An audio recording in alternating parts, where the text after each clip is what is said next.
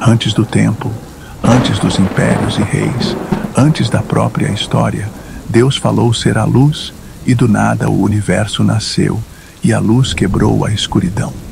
Os mares se abriram, a terra se ergueu das águas, os céus estavam cheios de vida, as estrelas foram colocadas em seu lugar, e à beira da criação, Deus fez o homem.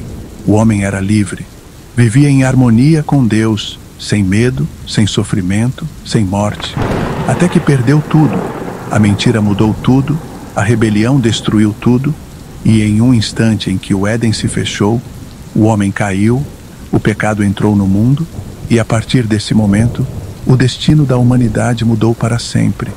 Desde então, o homem mudou, lutando contra sua própria maldade. Os dias se tornaram sombrios, gerações foram corrompidas. A violência cobriu a terra até que Deus fez justiça, e com água apagou o mundo antigo. Mas mesmo no julgamento, Deus sempre manteve um remanescente, sempre teve um plano, sempre chamou o seu povo pelo nome. Até que os homens tentaram ser como Deus, eles buscaram sua própria glória, mas ele destruiu o orgulho deles e os dispersou, e então chamou um homem, Abraão, e disse: Abraão, saia da sua terra e olhe para o céu, assim serão os teus descendentes. Da tua descendência nascerá um povo. Essa nação traria redenção ao mundo, mas seu caminho seria difícil. Provações, promessas, traições, escravidão. Mas através de tudo, Deus sempre cumpriria seu propósito. Pois mesmo na traição, Deus está presente mesmo em dor. Deus tem um plano. Mesmo no exílio, Deus cumpre sua promessa. Essa é a história do começo. A história da criação e da queda. A história da humanidade e a promessa desde o primeiro sopro de vida até o início de uma nação. Esta é a história do Gênesis. No princípio Deus criou os céus e a terra. Era a terra sem forma e vazia. Trevas cobriam a face do abismo e o Espírito de Deus se movia sobre a face das águas. Disse Deus: haja luz. Deus viu que a luz era boa e separou a luz das trevas. Deus chamou a luz dia e as trevas chamou noite. Quando o Senhor Deus fez a terra e os céus, ainda não tinha brotado nenhum arbusto no campo, e nenhuma planta havia germinado, porque o Senhor Deus ainda não tinha feito chover sobre a terra, e também não havia homem para cultivar o solo. Todavia brotava a água da terra e irrigava toda a superfície do solo. Então o Senhor Deus formou o homem do pó da terra e soprou em suas narinas o fôlego de vida. E o homem se tornou um ser vivente. Ora, o Senhor Deus tinha plantado um jardim no Éden, para os lados do leste, e ali colocou o homem que formara.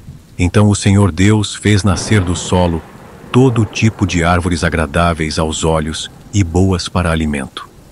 E no meio do jardim estavam a árvore da vida e a árvore do conhecimento do bem e do mal. No Éden nascia um rio que irrigava o jardim, e depois se dividia em 4. O Senhor Deus colocou o homem no jardim do Éden para cuidar dele e cultivá-lo.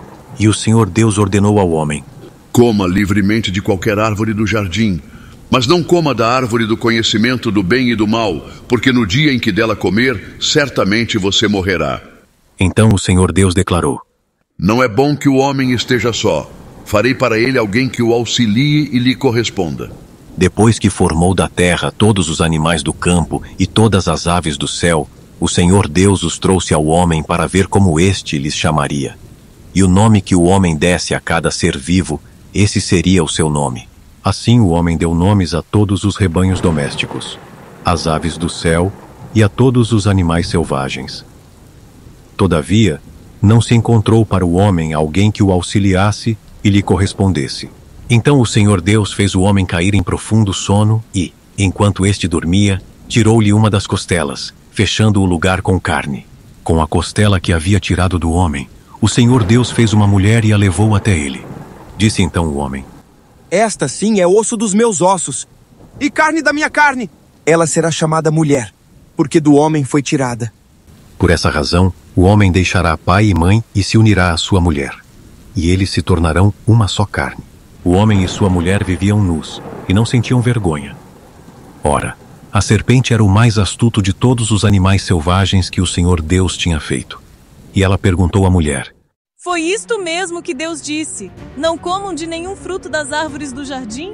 Respondeu a mulher à serpente: Podemos comer do fruto das árvores do jardim.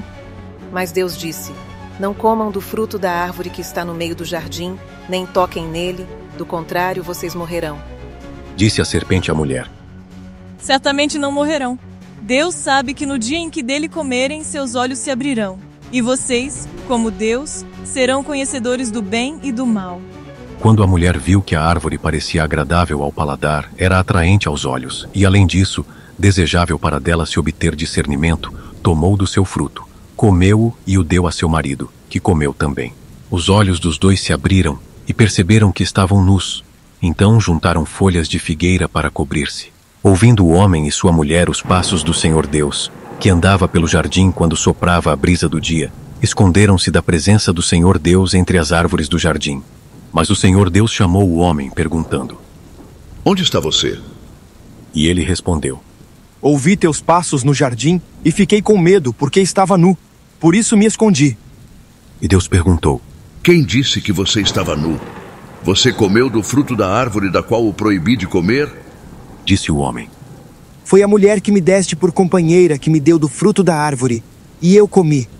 O Senhor Deus perguntou então à mulher: A serpente me enganou e eu comi. Respondeu a mulher. Então o Senhor Deus declarou à serpente: Que foi que você fez? Uma vez que você fez isso, maldito é você, entre todos os rebanhos domésticos e entre todos os animais selvagens. Sobre o seu ventre você rastejará, e pó comerá todos os dias da sua vida. Porém, inimizade entre você e a mulher, entre a sua descendência e o descendente dela. Este ferirá a sua cabeça, e você lhe ferirá o calcanhar. Multiplicarei grandemente o seu sofrimento na gravidez. Com sofrimento você dará à luz filhos. Seu desejo será para o seu marido, e ele a dominará. E ao homem declarou: Visto que você deu ouvidos à sua mulher e comeu do fruto da árvore, da qual ordenei a você que não comesse, maldita é a terra por sua causa. Com sofrimento você se alimentará dela todos os dias da sua vida. Ela lhe dará espinhos e ervas daninhas, e você terá que alimentar-se das plantas do campo. Com o suor do seu rosto, você comerá o seu pão, até que volte à terra, visto que dela foi tirado. Porque você é pó, e ao pó voltará. Adão deu à sua mulher o nome de Eva, pois ela seria mãe de toda a humanidade. Senhor Deus fez roupas de pele e com elas vestiu Adão e sua mulher. Então disse o Senhor Deus: Agora o homem se tornou como um de nós, conhecendo o bem e o mal. Não se deve, pois, permitir que ele tome também do fruto da árvore da vida e o coma e viva para sempre. Por isso o Senhor Deus o mandou embora do jardim do Éden para cultivar o solo do qual fora tirado. Depois de expulsar o homem, colocou a leste do jardim do Éden querubins e uma espada flamejante que se movia, guardando o caminho para a árvore da vida. Adão teve relações com Eva, sua mulher, e ela engravidou e deu à luz Caim. Disse ela: Com o auxílio do Senhor tive um filho homem. Voltou a dar à luz, desta vez a Abel, irmão dele. Abel tornou-se pastor de ovelhas e Caim agricultor. Passado algum tempo, Caim trouxe do fruto da terra uma oferta ao Senhor. Abel, por sua vez, trouxe as partes gordas das primeiras crias do seu rebanho. O Senhor aceitou com agrado Abel e sua oferta, mas não aceitou Caim e sua oferta. Por isso Caim se enfureceu e o seu rosto se transtornou. O Senhor disse a Caim: Por que você está furioso? Por que se transtornou o seu rosto? Se você fizer o bem, não será aceito.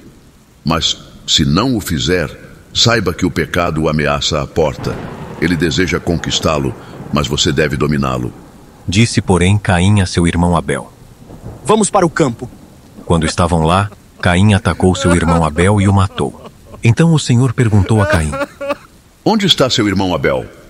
Respondeu ele: Não sei, sou eu o responsável por meu irmão? Disse o Senhor: O que foi que você fez? Escute, da terra o sangue do seu irmão está clamando. Agora amaldiçoado é você pela terra, que abriu a boca para receber da sua mão o sangue do seu irmão. Quando você cultivar a terra, esta não lhe dará mais da sua força. Você será um fugitivo errante pelo mundo. Disse Caim ao Senhor: Meu castigo é maior do que posso suportar. Me expulsas desta terra, e terei que me esconder da tua face. Serei um fugitivo errante pelo mundo, e qualquer que me encontrar me matará.